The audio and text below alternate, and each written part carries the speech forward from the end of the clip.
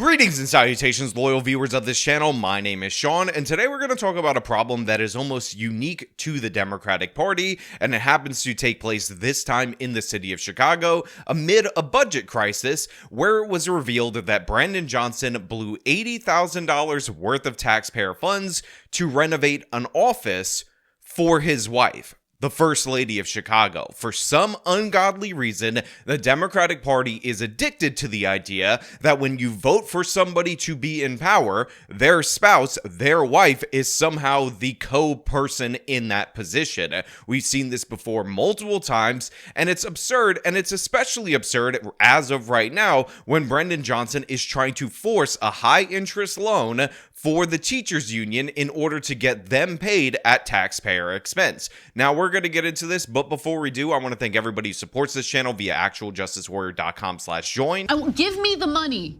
Give me the money. Okay. And I want to remind you that on Wednesday, October 23rd, in the Lower East Side of Manhattan at 7 p.m., I will be debating a person called Joshua Eagle on the idea, and this is his premise that he's going to argue for, that libertarians should vote for Kamala Harris in this upcoming presidential election. It's going to be fun. Registration link at the top of the description. It is free. Come and see me if you're in the area. We'll have a great time. Chicago grapples with a massive budget shortfall. NBC5 Investigates has uncovered records showing that the city spent $80,000 renovating a single office to be used by Mayor Johnson's wife, the First Lady of Chicago. Again, the opening of this news segment is ridiculous and absurd under normal circumstances, when everything is going swimmingly in the budget. But need I remind you that right now, Chicago is currently facing a near $1 billion budget shortfall. They have been paying for illegal migrants that have come to their city because Brandon Johnson wants to maintain the sanctuary city status. And as of right now, there's currently an ongoing fight of whether or not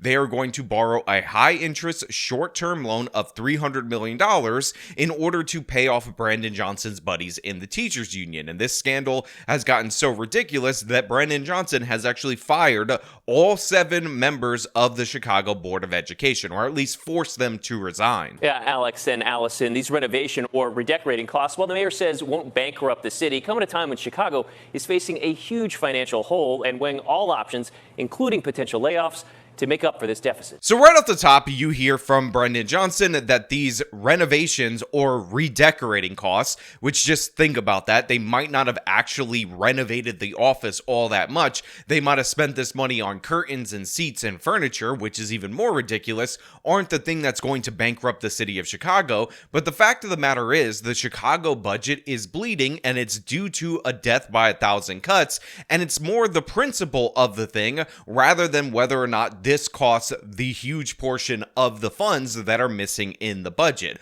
Again, the First Lady is a person married to the person in office. They were not elected, they have no official duties, but for some reason, the Democratic Party has a really difficult time understanding this concept. Chicago's financial challenges raise questions about why the city spent more than $80,000 renovating this office in the Cultural Center for First Lady Stacey Johnson. Invoices obtained by NBC5 Investigates show the work began in room 306 as early as February and continued through August, with city workers, including painters, carpenters, and electricians, clocking more than 350 hours of time, billing the city for more than $25,000 in labor costs. Yeah, like I said, it is actually that bad. You have the labor costs of this $85K only accounting for $25,000 worth of work, which was done over the course of 350 hours, but the overwhelming majority of the funds that were being spent were done in terms of carpeting, tiles, and of course, furniture for the office. Invoices also show more than $11,000 went to a vendor to replace tile and carpeting. Another invoice shows more than $43,000 was spent on furniture alone. It's furniture for the office for the First Lady of Chicago, who, by the way, is not an official position in the city of Chicago. This is such an absurdity, and again, while most of these problems you can find very many cases on both sides of the political spectrum, spectrum, the fact of the matter is, this is something that is almost exclusive to the Democratic Party. Bill Clinton, with Hillary Clinton appointing her to a healthcare commission, there was all this jokes about how she thought of herself as the co-president, and she quite literally used the fact that she married a guy who was a president, who left office with some success to his name, as a springboard for her to run for president multiple times. Again, the wife has nothing to do with what we're talking about here, and we don't give a damn who you're married to. But also in my city, the city of New York, Bill de Blasio's wife was put in charge of a program called Thrive New York. Why was she put in charge of this program? Because she had some experience with mental illness, and of course she was married to Mayor Bill de Blasio. And guess what? She ended up blowing over $1 billion in taxpayer money based on the fact that she was running this program, and they not only didn't have receipts, but there was actually no idea or even mechanism to measure the success of this particular program. So $1 billion was wasted by my former mayor. By the way, no criminal accountability for that, because the Democrats just assume that if you're married to a strong woman, then she needs to have some role in your administration, rather than the symbolic role that typically people have in their administrations, whether they be mayoral, gubernatorial, or presidential. And this is the one thing that I'll give credit to Michelle Obama for, because even though there are talks about her suddenly being qualified to be president, again, based on her name, the fact of the matter is she did what was traditional in her role as the first lady, which was pick up a stupid cause that shouldn't be all that controversial. And in her case, it was fat kids need to exercise a little bit more, which ironically is controversial on the left side of the political spectrum at this moment in time. But over and over again, we see this pattern of behavior, and I just want to ask anybody out there in the audience, can you justify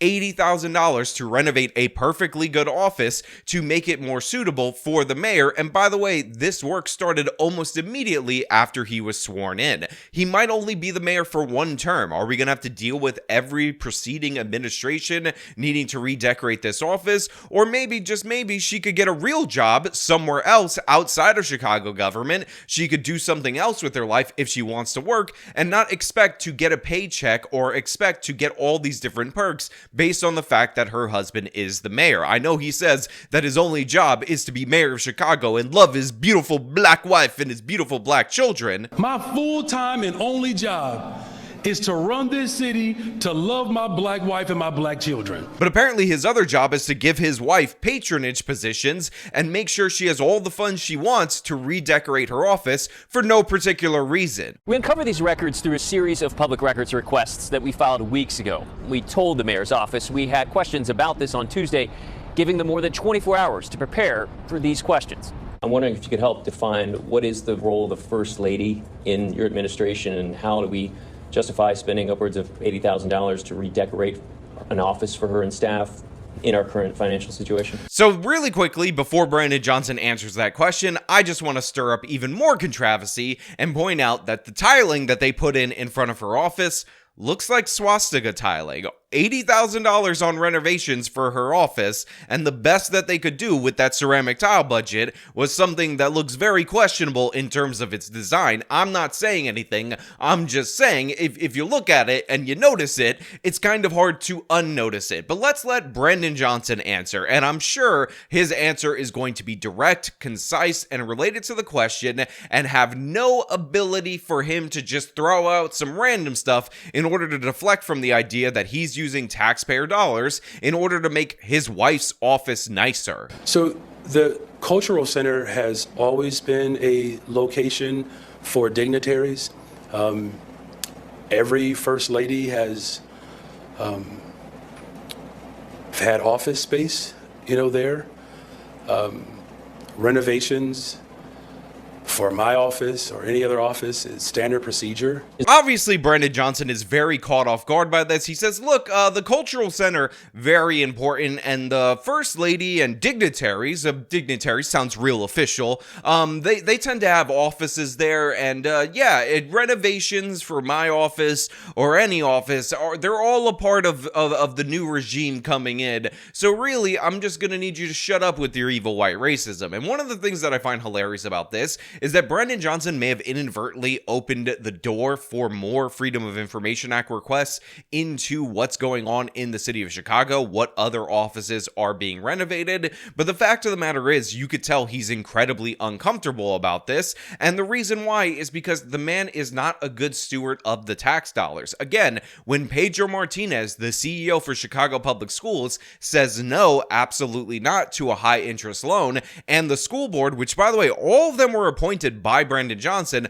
agreed due to it being fiscally irresponsible, rather than Brandon Johnson coming up with an alternative or maybe shelving the nearly 10% raise for Chicago teachers at this moment in time until the budget outcome looks better. He decided that he was going to fire all of the board members, replace them with even more devoted puppets so that they could force through this high interest loan. Is there any concern about optics of spending $4,000 on a desk or $4,000 in club shares at a time when the city is in this sort of budget hole?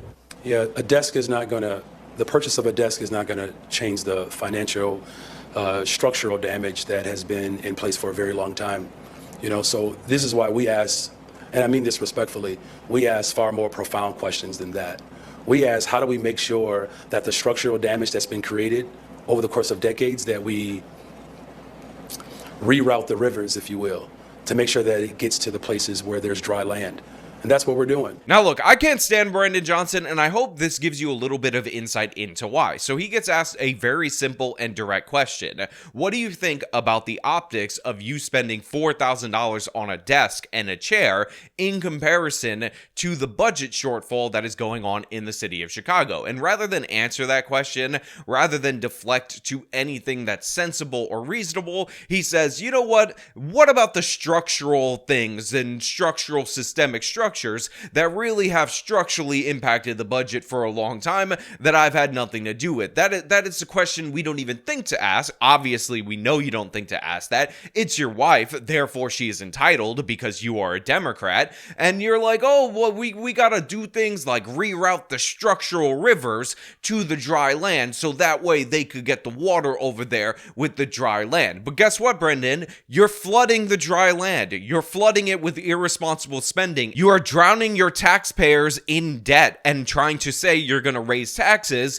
in order to pay for the pumps to get the water out of where it never should have been in the first place. So yes, compared to all the different budget shortfalls that you have, this is not a major deal. Compared to what you're trying to do with this high interest loan and forcing out your school board that wants you to be fiscally responsible, this, again, not a big deal. But the fact of the matter is, it's an attitude, it's a mentality. You are not a good steward of the tax dollars. You think you can live large off the taxpayers, and you feel entitled to do so. And anytime somebody brings it up, you minimize, dismiss, and then, of course, you end up calling people evil white racists for daring to ask a basic, simple question. This is exactly what he did when a reporter asked him whether or not during this crisis it made sense for him to go on a trip to London to attend a Bear game, and he decided that he was going to call her an evil white racist in response. Mayor, is this a good week to go to London for a Bears game? And also, who's going to pay for that trip? All right. Okay. All right. I'm going to London to attract business to Chicago. Okay? I'm going to London to attract business in Chicago. But are you going to the game? Hold on a second. Because you already know the answer to that. But I just want to make sure that you do the people of Chicago service. Because I have to be very honest with you. It's pretty jacked up the way you frame that. Right. That is. It is. It's disrespectful and condescending. Yes, it is. That the black man is going to London for a game. It's disrespectful. It is. And people get away with that too much. So yeah, I'm completely tired of this nonsense. If your wife wants to do stuff, do public events or whatever, that's perfectly fine. But she either does it with the money that you earn from being in office, her own money in her own job, or on her own dime. That's how she should be working in terms of in the capacity of the public image of the mayor, not actually working as an employee of the city of Chicago. Johnson voiced displeasure with our questions, but they were born out of these receipts. receipts, which show an order for this executive chair costing more than $2,200, a desk labeled for the First Lady running more than $4,400, another staffer's desk $4,600, and 2 club chairs costing more than $8,000. I mean, come on. Do you guys see what they're spending on what items for this particular office? This is not a lot of furniture. $4,000 for a desk, $4,000 for another desk, $8,000 for 2 chairs, those 2 chairs that you sit in opposite of the person when you come and visit their office, $2,400 for a chair for the person that is going to be sitting behind the desk. This is absurd. You're getting 6 pieces of furniture for this much money. That's insane in every possible way. And again, it just goes to show you the utter level of disregard that they have for the taxpayers. Are you going to tell me they didn't have 2 chairs lingering around that they could have moved into the office for the people who are coming in to sit with the First Lady of the city of Chicago? They needed $4,000 chairs. $4,000 chairs is what they needed. Are you kidding me? This is so absurd. And again, I understand that in terms of the budget, we're talking about hundreds of millions into the billions of dollars in the red. But the fact of the matter is, this is the kind of mentality, this non-penny pinching in these particular areas that leads you to blowing out the budget. When you don't care about the taxpayers, when you don't care about wasting taxpayer dollars, it shows up in small petty ways, like with the First Lady, but in other ways in your budget. The question wasn't necessarily about just the dollar amount, but about the optics of that. We just had a very contentious council meeting, so I'm just wondering if you're concerned about that optics. So I've been mayor for 17 months, and you have a question about how I feel about optics? Just go back and review the tape. If I were to allow my leadership to be based on someone's opinion of me, it would be a derelict of duty. I never question my position to invest in people. I don't do this for optics. I do this to transform lives. And then we get the sanctimonious answer where he's like, if you think I let people's opinion of me affect me, then you don't understand. I've been mayor for 17 months. I do this to change people's lives, and I'm never going to not invest in people. And by invest in people, I mean pay off my biggest donor base, which is the teachers union, and invest in my wife's very expensive furniture. Again, this guy is an absolute scumbag from top to bottom. They somehow found somebody worse than Lori Lightfoot. They were able to beat Lori Lightfoot in the primary. They had a chance to elect a real solid guy, from what I could tell, in opposition to Brandon Johnson, and narrowly they ended up with this guy. Narrowly they voted for change and ended up getting even worse in the very same departments that they were voting to move away from. This is embarrassing.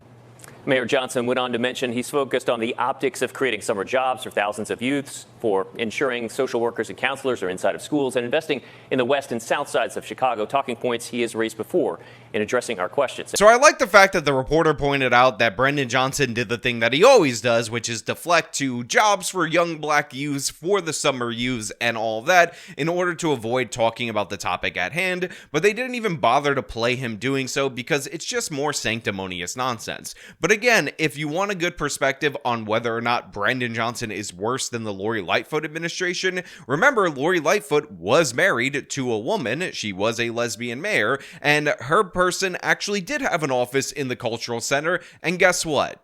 You're not going to be surprised by it. And while not uncommon for first ladies to have a role or an office in the cultural center, a spokeswoman for the Lori Lightfoot's administration told me that they did not do any major renovations or redecorating to that room during her term. Yeah, of course. They didn't spend anywhere near that amount on renovating the office, buying new furniture, or any of that nonsense. And the fact of the matter is, it makes perfect sense for them not to do so. This is just another own goal. But the fact is, Brandon Johnson doesn't really care about these own goals because he has the virtue of being a minority in this position, and everything and anything can be deflected to evil white racism. And that's his go-to move, and it's going to remain his go-to move until he's voted out of office. And by the way, post him being voted out of office. But you know what? Those are just my thoughts. I want to know what you guys think down in the comments below. If you like this video, show them by leaving a like, subscribe for more content, follow me on all my social media, support me via the support links in the description of this video. This has been me talking about Brandon Johnson's wife stealing from the taxpayer.